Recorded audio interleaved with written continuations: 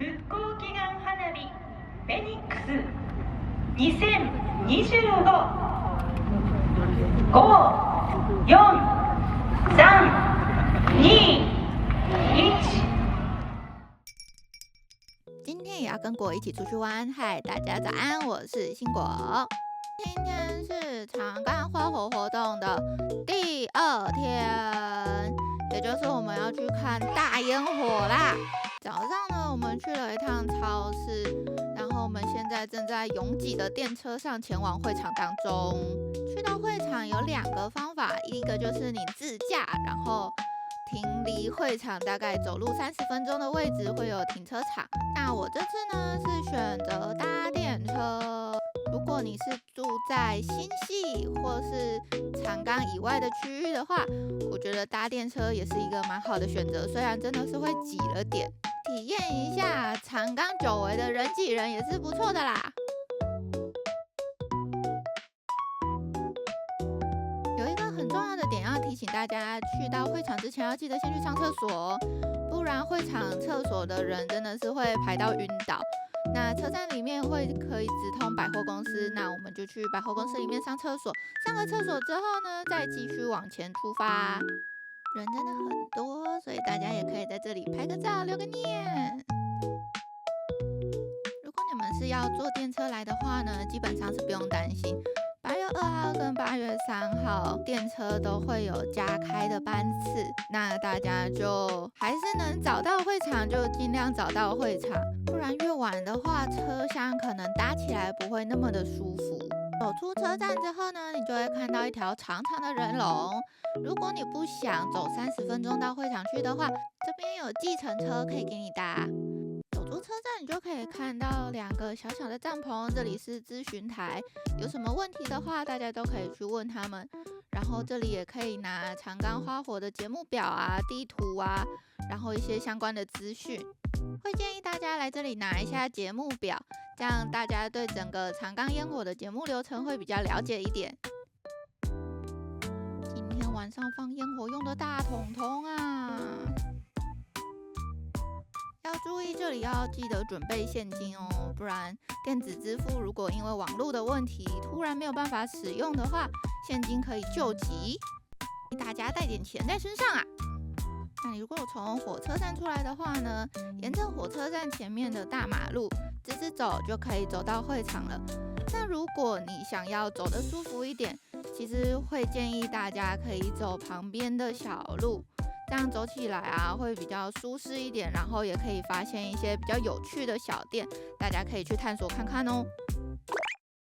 在路上看到一间卖长冈名产车夫的小店，车夫是长冈的传统食物，然后是由小麦粉制作而成的。那它用途很多，可以拿来煮、炖汤、油炸都可以。制作车夫剩下来的淀粉呢，就会拿来粘烟火外面的那层纸啦。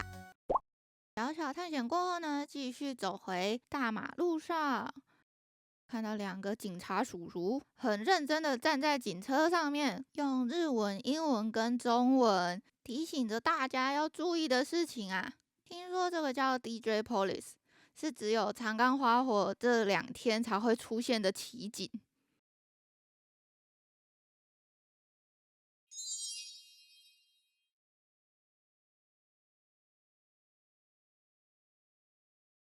再继续往前走呢，大家就会看到这个分流的牌牌。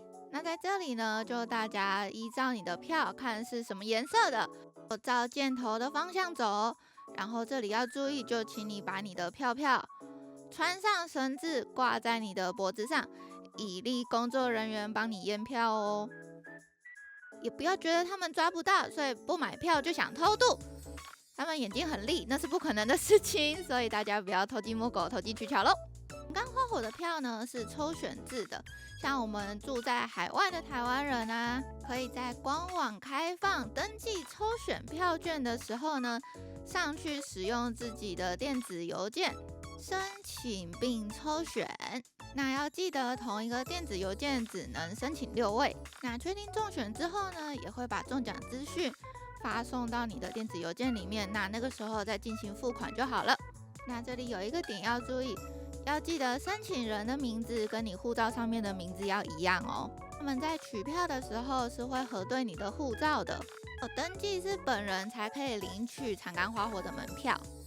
那外国游客可以申请的座位区，我就贴在这边，大家可以稍微暂停参考一下咯。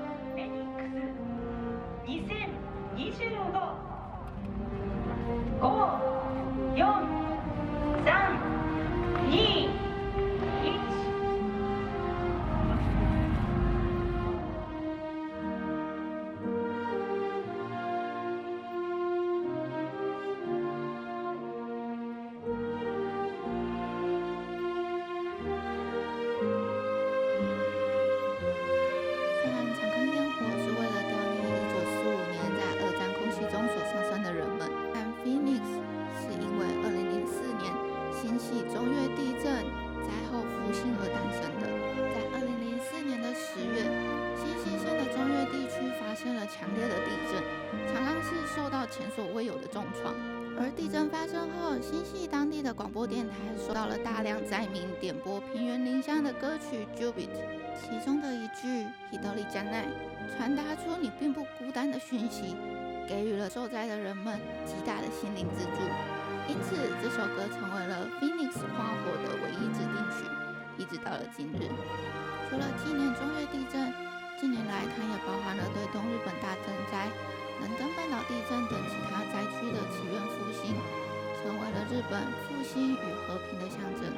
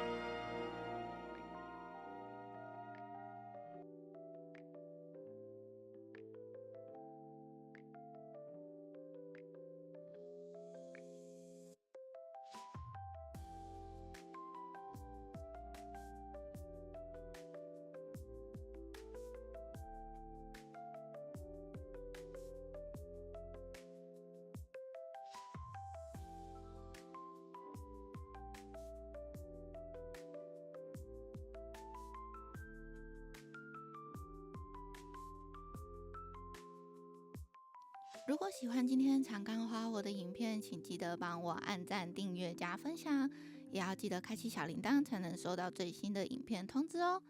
下次也要跟我一起出去玩，大家拜拜。